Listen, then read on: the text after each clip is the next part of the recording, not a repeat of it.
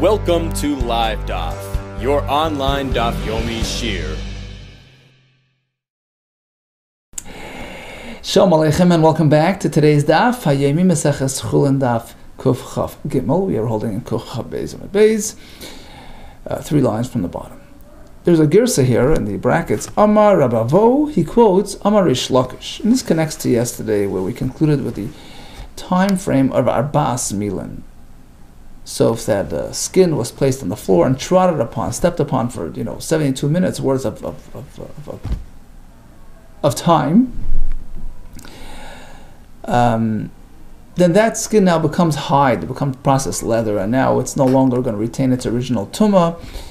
Going forward, we treat it like a processed piece of leather. So that hinges upon the shiur of 4 mil, which is 72 minutes. Likewise, comes the Gemara today and adds 3 more items which relate to this 72-minute time frame. Amar Rabavo, Mishum Amar Rish Lakish, Legabel. Gabel is a fellow that was hired to produce a dough, to make your dough, and you meant to do it in a state of tahara. It's meant to be tahar so that when they separate the challah portion, it's all tahar. Now let's say he only has containers which are tummy, and a mile away he has a mikveh where he could, go be matahar the kalim. How far must he walk? How much of an effort must he make to do it properly? Legabel. So the answer is 4 mil. If you can find one within 4 mil, he has to go, make that trouble, make that effort, and do it. If there's a shul within this distance where you can find a minyan to daven, you meant to go make the effort and do that. Ula Netilas Yadayim, likewise. If there is water available for that pre-meal wash, okay, if it's within 4 mil, Arbas Milin, you meant to go ahead and make the effort to find that water. Now, speaking about the effort from Netilas Yadayim, this really wonderful, frightening story actually happened back in the Vietnam War.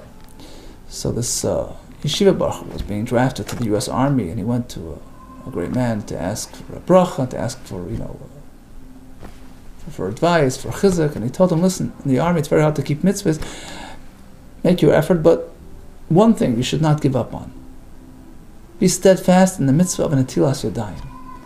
Okay, fast forward, he's sitting in the jungles in Vietnam, and he needs water to wash before the meal, and the nearest stream was a walk away. He leaves his company, leaves his unit behind, and he goes out to find the water. He goes and finds the stream, washes his hands. On the way back, suddenly he's confronted by this huge, massive, scary cobra snake who just perches herself up in front of him. And he was trained in army training. They taught him, look, when you're confronted by the snake, don't flinch. If you flinch in any way, the snake can attack you. So just stand there, stiff like a stick.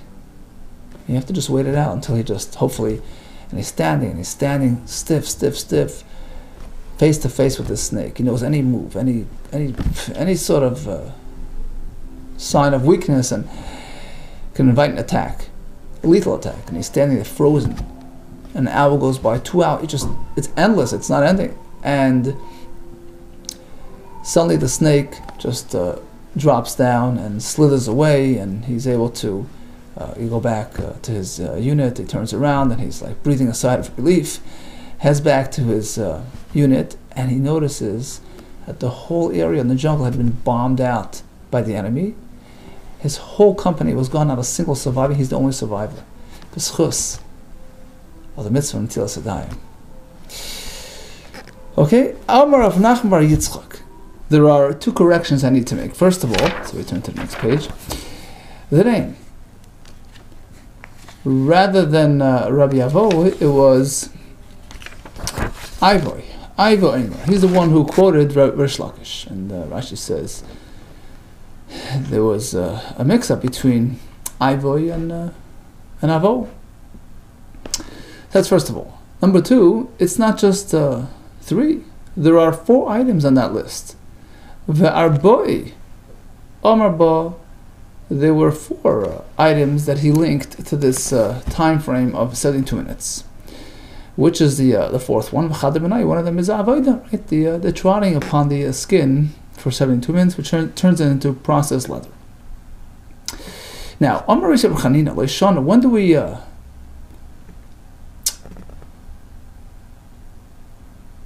put forth this 4 mil time frame? Elo lefanov. That's only if it's on his way. He's traveling from point A to point B, and up ahead he has the shul, he has the water.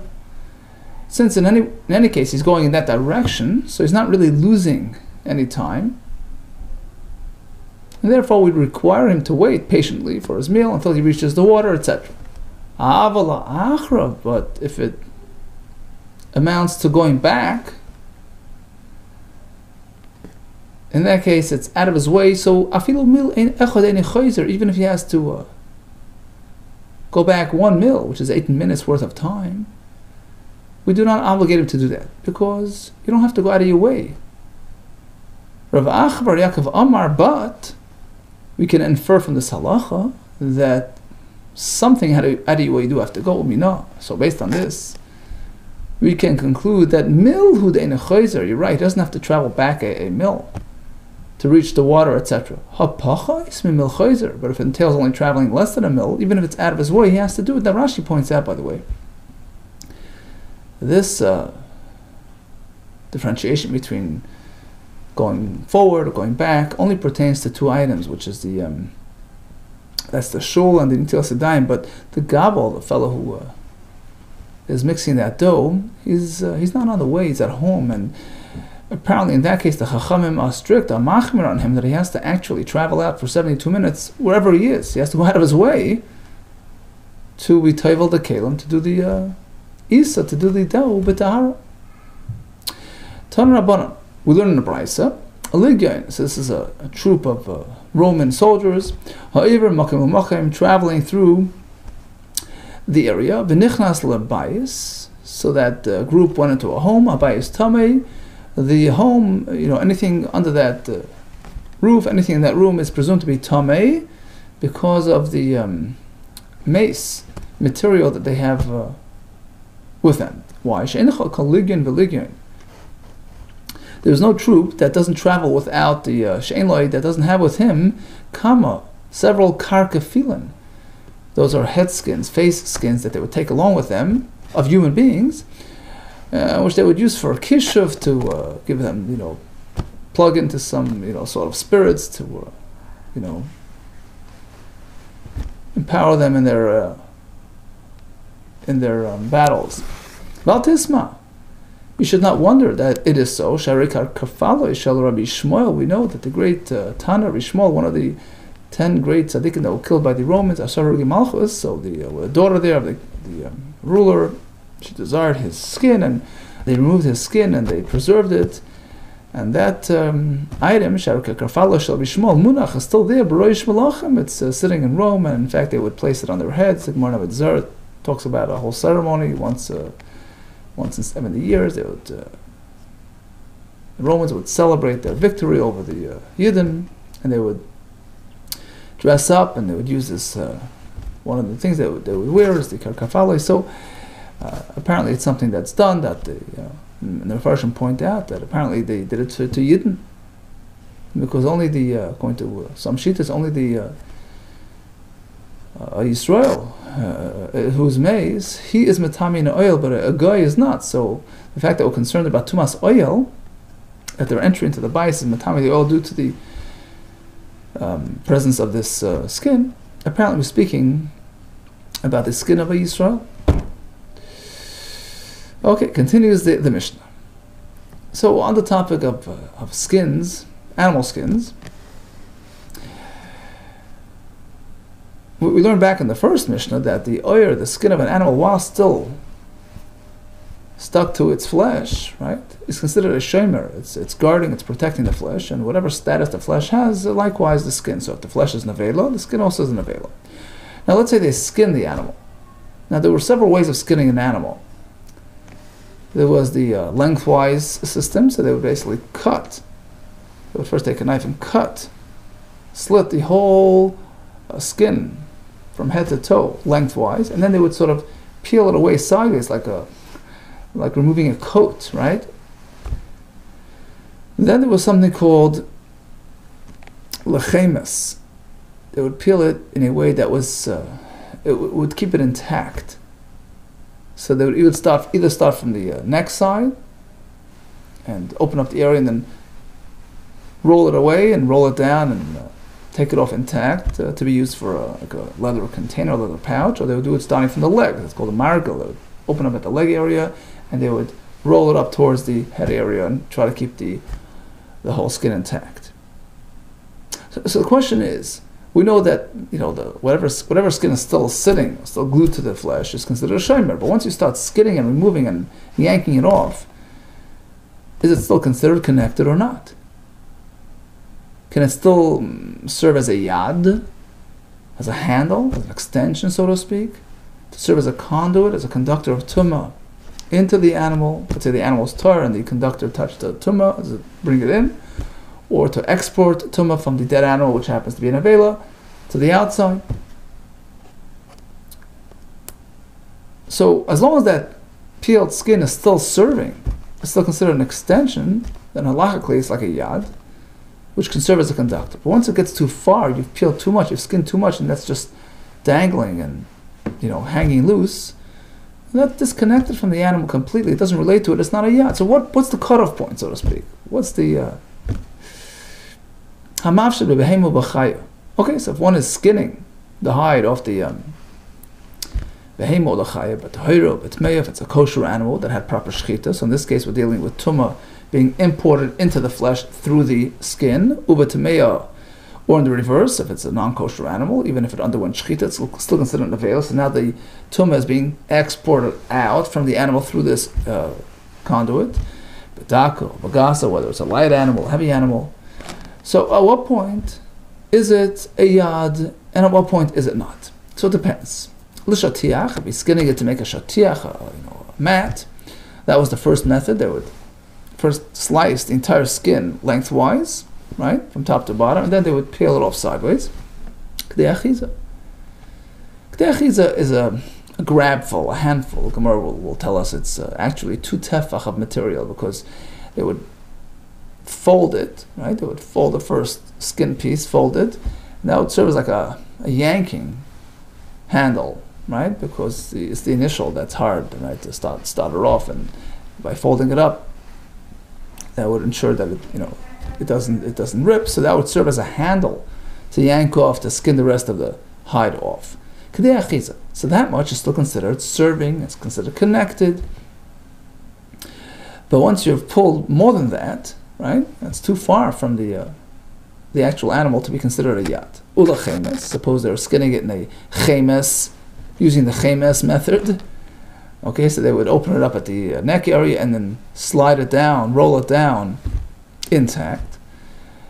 Until what point is it considered connected? Until it gets to the chest area, which is the most difficult to skin.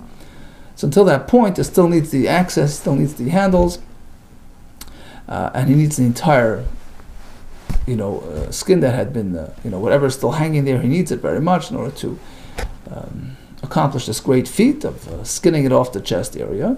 Once you get past that point, it's considered disconnected, and you don't consider it part of the actual flesh. Hamargel, suppose he starts from the legs and works his way back to the. So again, kula chibur l'tumah. So until he gets to the, in this case, he's going backwards, and the last step will be the chest area. So once again, it's all considered connected. It's all still needed to allow him to, accomplish his feat, to maneuver everything properly and get it skinned. So until he gets to that chest here, until he completes the process, it's all considered connected and necessary for accessing and maneuvering the material. And when we say chibur, it's both ways, right? Li tamei, to bring in tumah, ula tamei, to export tumah through that conduit. Now, once you're holding at the end, you've done the chest area, you're holding at the neck area, which the Gemara later will say was very flimsily connected. It can slide off easily. Or shalat savar, so the skin around the neck. It's no longer considered connected. It's not considered guarding. It's not a shomer anymore. It just slides off easily. They say it is considered a chibur. It's considered connected until it's fully skinned. Okay, so we have these 3 methods: standard, then we have chemes, then we have margel. So in the first case, where it's a standard, right, it's first cut and then they sort of slide it off sideways, like a coat, like a shirt, right, from both sides. So kedei achiza, okay, so a handful is still considered connected, but once you start pulling past that point, what happens? Mikan ve'elach mai. Amar Rav, toher hamufshat. Whatever skin has been skinned is toher. Rabbi Yasi Amar, yes, to a certain extent, but tefach hasamach labasar tamei. The tefach that's closest to the flesh, that's going to be used as pulling material, right? So it keeps on advancing, right? As you skin, as you pull. So that tefach is where you're going to access to pull further, and that keeps on advancing, getting further and further in. But that tefach remains standard. That's going to be the yad going forward. That's still connected. Now Rashi explains that apparently Rav holds differently. He says that a yad in this case is only something which is metaltalin b'yis ha'oichel, a handle for the food, for the flesh itself, not something which is used for skinning. And that only applies to the first kedei achiza, which is used to move around the animal while skinning. So only that's needed for this purpose. But past that point, you just skin, and you're not looking to move the animal. So there's no din of yad anymore. Interesting machlokes. Now here comes several kashas on Rabbi Asi, who says that the last tefach, nearest to the flesh, still retains its yad status. The Brisa says, if one skinned this amount, the kedei achiza, mikan ve'elach, so what happens past that point if he skins more? Now he has 3 tefach, 4 tefach loose. So if one touches that skinned area, it's tar. There's no transfer of tumah. My love was assuming until the actual flesh, even the last tefach. I feel b'tefach hasamach labasar. Lo, no, levad mitefach hasamach labasar. It pertains to everything except for that last tefach, which of course is a yad according to Rabbi Yasi. Next question. Tashma. Ba'er shekeneged habasar tamei. So Raisa says if one touches the skin, which is opposite the basar, which is adjacent, which is glued to the connected to the actual flesh, he's tummy. Right? That's pretty basic. That's a shomer. Of course, it's tummy.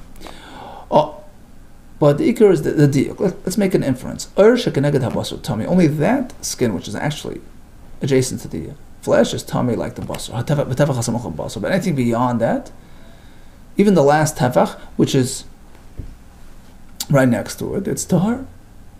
Says there were no Tana called tefach hasamach basar. The Tana had a reference. He referred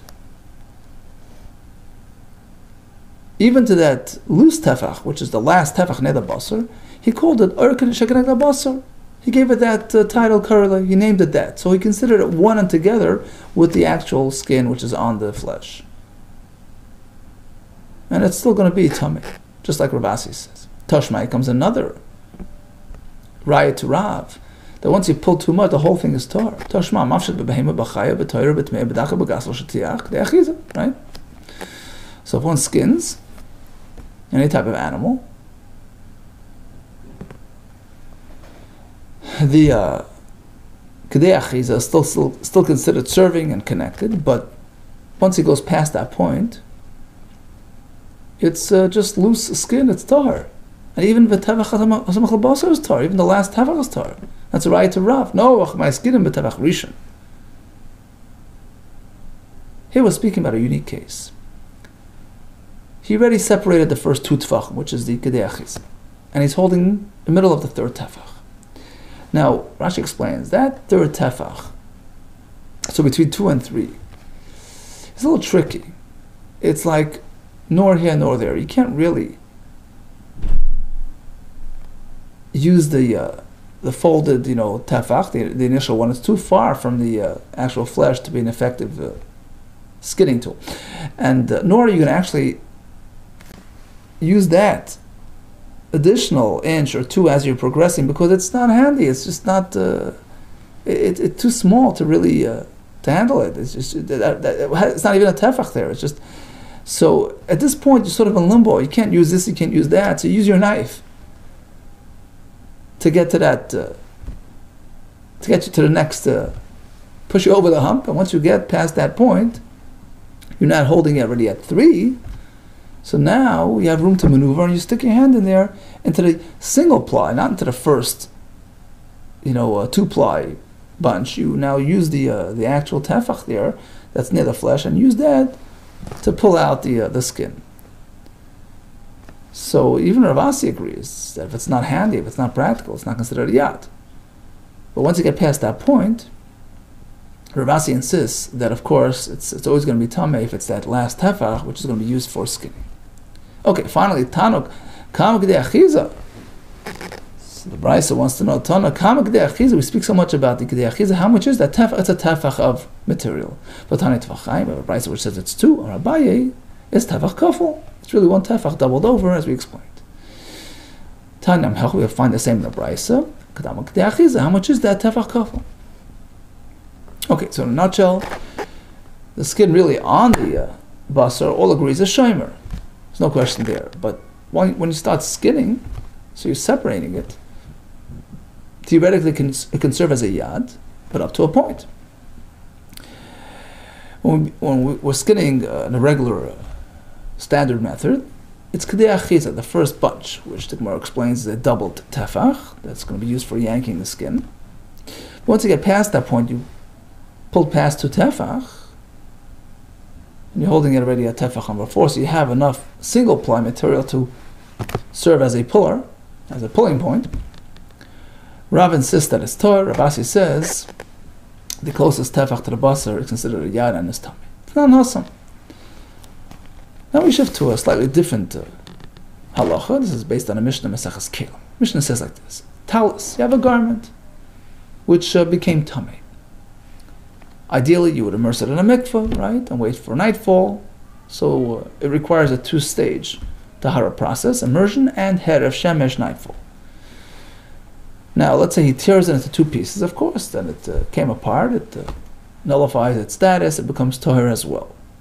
What if he cuts it most of the way down? He began tearing it. Once he gets past the 50-yard line, right, past the halfway mark, it's no longer connected to Torah. It's already like 2 pieces of 2 shreds, and it's Torah. Amar Nachman, Amar Rav, Baruch, when does this work? When do we allow this? Ela betalas tefillas yom. When he immersed the beged in the mikveh, which indicates that he's not too overly concerned about its keeping it dry and keeping it demigud lechasala va'atfala, since apparently he wasn't really concerned about keeping it.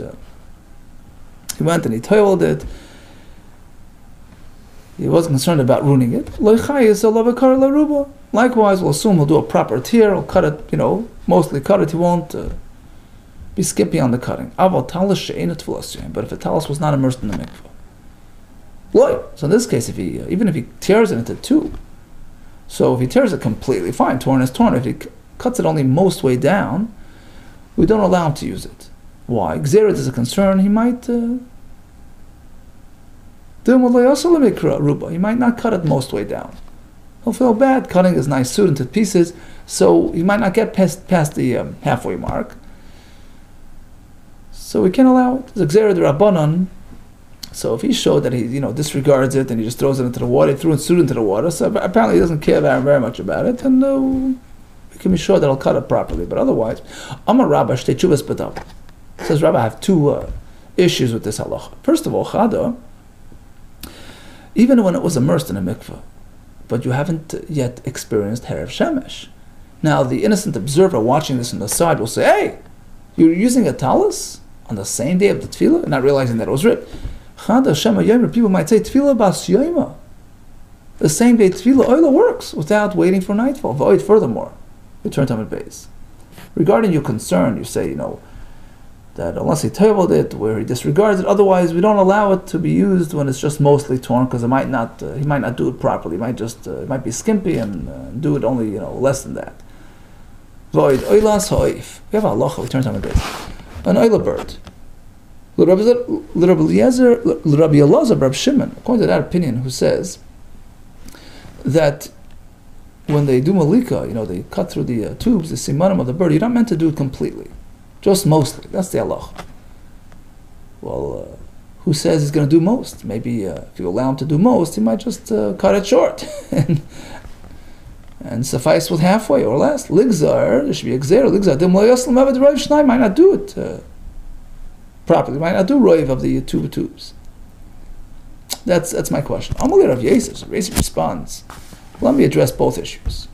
Firstly, Dika Amris, regarding your concern that the observer might get confused and think you're allowed to use something right after tefillah, people might say, well, the same day tefillah accomplishes. Well, you see, it's a torn suit. Everybody sees a torn suit. There's no room for confusion. Your second question, the bird in Beis Hamikdash, well, who's involved? They're the Kohanim. They're meticulous about things. With the Ka'amris, regarding the second concern, we should be concerned about that. No, Kohanim is reason. We know Kohanim are learned, meticulous, and responsible. Tashma. Okay, so here comes another attempt at a kasha from our Mishnah. That's how it gets into our sugya, right? We don't allow a 51% job because it might not get to that point. He might cut it short, right? Tashma, look at our Mishnah. Mafshit, behema, uvachaya, betmeya, uvatayra, bedaka, uvagasa, l'shatiach, right? A fellow skins an animal, whether it's a kosher animal with respect to bringing tumah in, or non-kosher animal with respect to exporting tumah from itself through this skin material to the outside. Kedei achiza. So the first grab is considered connected. Apparently, if it's been skinned past that point, it's tar. So that dangling loose skin is not considered part of the, right? Well, how could you be matayr it? Amai? There's a concern that he might not have skinned it enough. Ligzar, we should ban it. We should be concerned. How could we be matayr? If it's beyond kedei achiza, he might get confused and mistakenly only do kedei achiza, which is halachically connected, and consider it to be more. He won't differentiate, he won't discern the difference. And then when he touches the skin of a dead animal, we're saying he's tar when he shouldn't be. Says the Gemara, you're right. We're talking about a tumah midrabanan. If the concern is about a tumah min Torah, of course, we can't let this go. But the Mishnah is speaking about a tumah d'Rabbanan. And therefore, the Chacham will not machmer to this extent when it's only a tumah d'Rabbanan to be concerned that he might not do properly. Says the Gemara, okay, Teinach, Tameh b'Tahira. That explains the first scenario where a person is Tameh, he's handling a kosher animal that had shchita, and there the concern is about bringing tumah into the animal.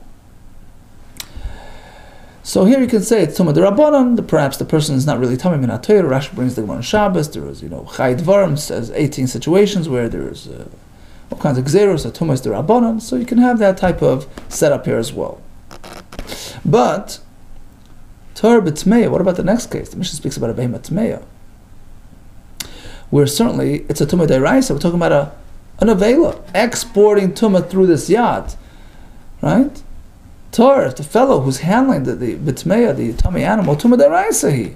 The concern is bringing upon himself the tumah of the animal, which is d'Oraisa. Says the Gemara b'treifa. We're not speaking about tumah d'Oraisa. The animal is really a kosher animal, experienced proper shchita, but was discovered to be a treifa. Says the Gemara, 1 second. Treifa bas tmuyehi. Since when is a treifa going to impart tumah? I mean, if it was shechted, it protected from becoming tumah. It's not available. Yep.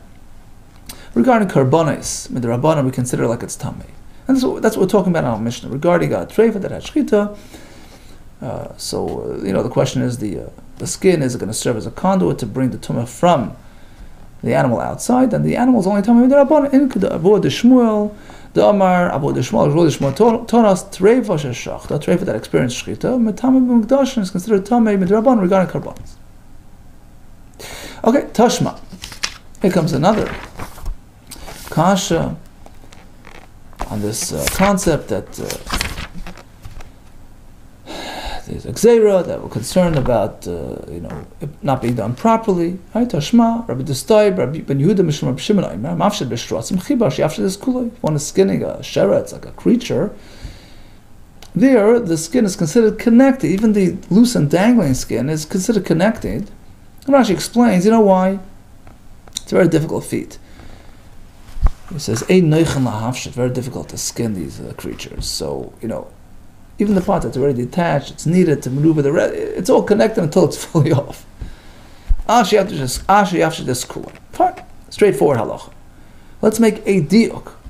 Let's infer from this. Let's say it's a non-kosher, not a creature, non-kosher animal. Habagamel is skinning a camel. In this case, we don't apply the stringency. It's not considered connected. The part that's loose and off.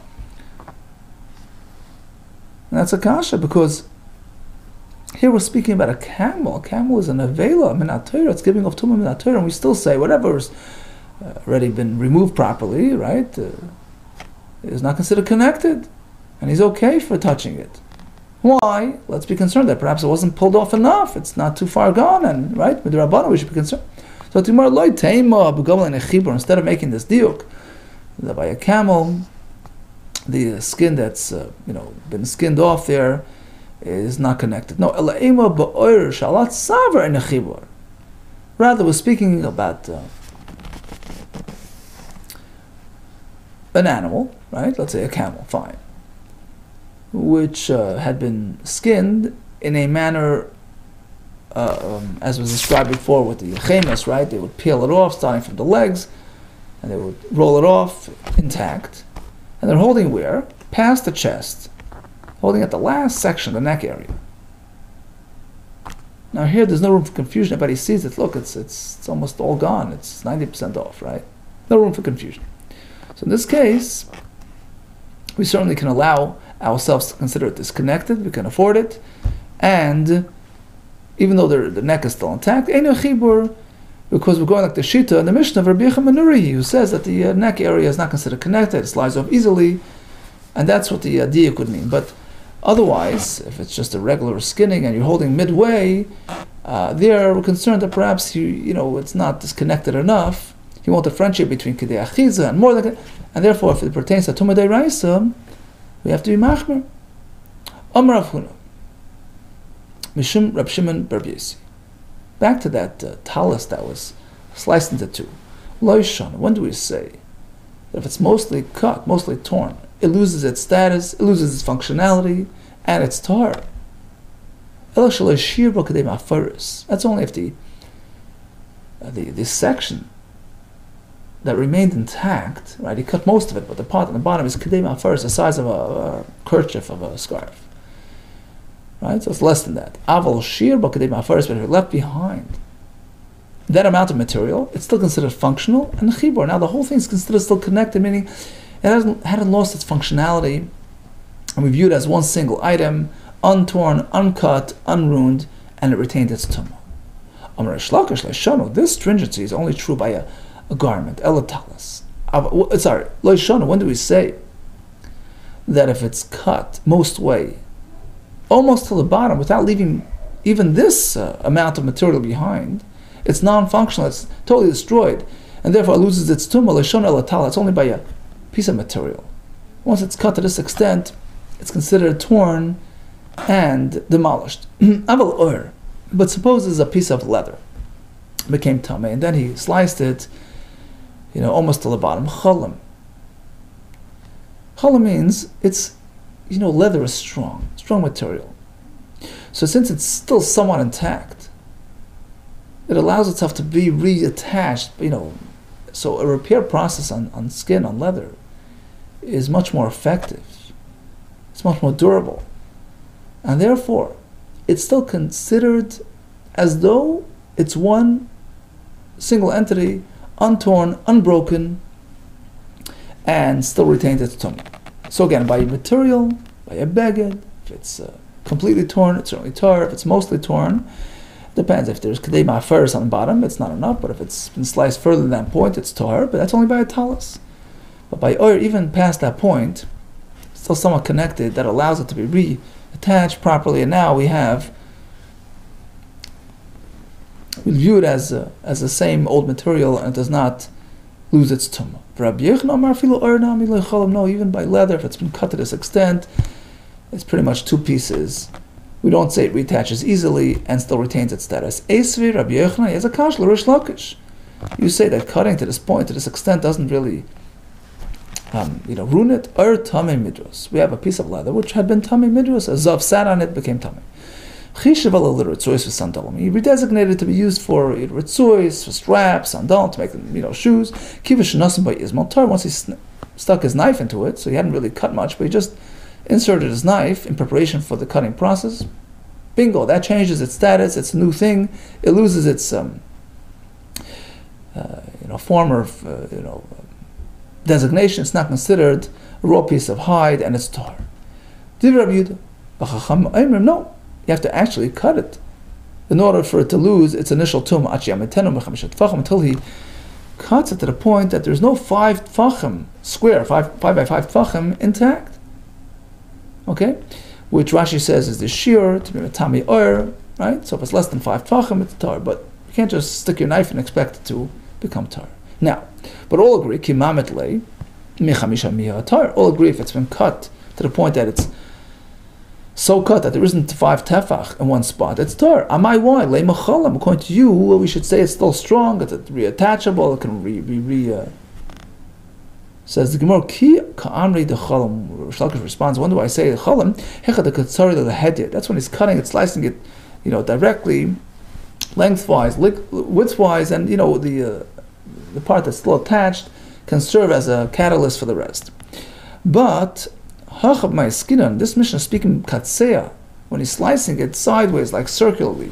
Ubala derech coming along the side, like in a circular fashion, around the edges, around the sides, right?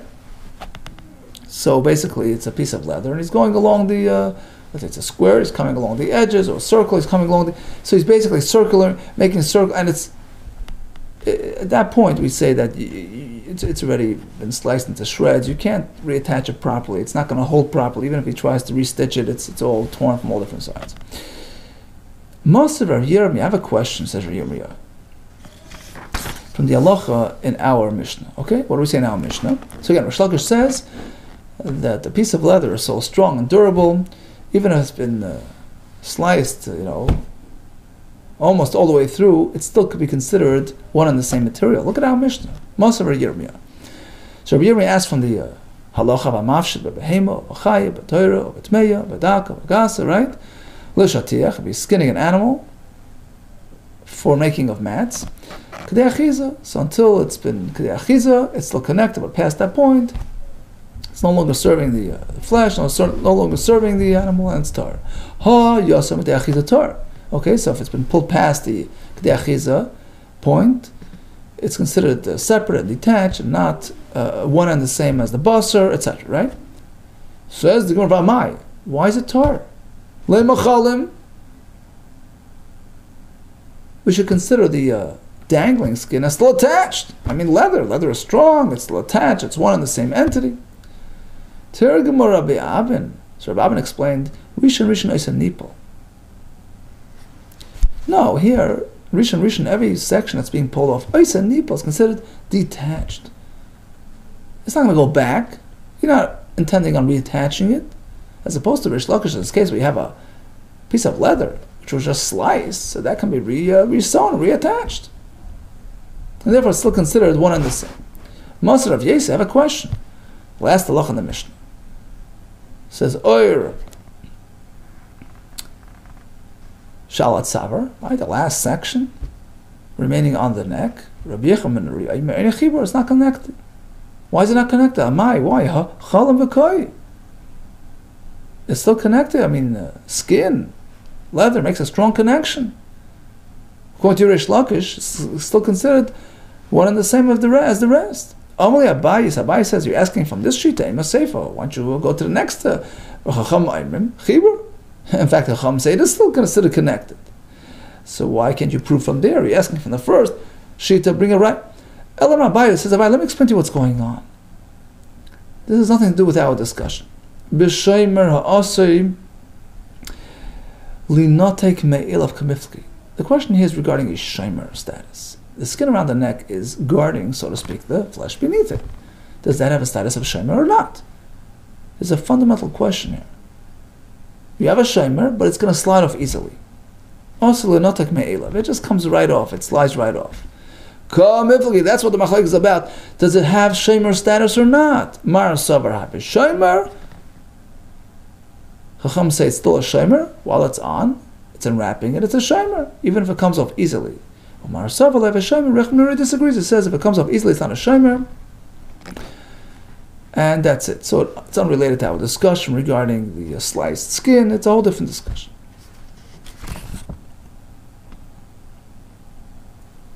Okay, we'll do the rest for tomorrow. So in a nutshell, we had the halacha of dalad mil that pertains to a minion, the sedai, the dough maker, and the processing of the skin. We learned about the Lygia and the Romans, what they would do. They would carry the things with them. Skin off the animal. So while it's still directly on it, it's a shomer, but once it starts coming off, it still can be considered connected as per the halacha of yad. It can serve as a conduit of tumah both ways, as long as it's still serving the rest of the entity. And that only happens until kedei achiza, in a standard skinning process. In the other processes, it depends on the chest area. Until that point, it's still considered serving the rest of the entity and can serve as a conduit. We had a machlokes regarding the kedei achiza that was already far gone. Now we're holding at the rest of the skinning. Is it still? Rabbi says it's completely Torah. Basi says the last tefach, the tefach closest to the flesh, is still considered a yad and is tamid. We spoke about a talis that was torn. If it's completely torn, all agree it's Torah. If it's mostly torn, it is Torah as well. We're going to Rabbi Ravua. It's only when there's no concern about cutting it too close, about not meeting the roiv requirement. We had some kashas which were answered on that. Then we had another stipulation, provided there is no ma'aferis left behind, but this kedei ma'aferis on the bottom is still considered intact. Rish Lakish added a chumrah that by oir, by leather, even a little attachment on bottom can serve as a catalyst for the rest being reattached, and is not considered a broken piece of thing. Rabbi Yechon asked some questions. We had a kasha from the mission there. We had a couple other kashas which were answered. To be continued with Hashem tomorrow. Thank you so much for joining. All the best to you, and Hatzlacha Rabbah.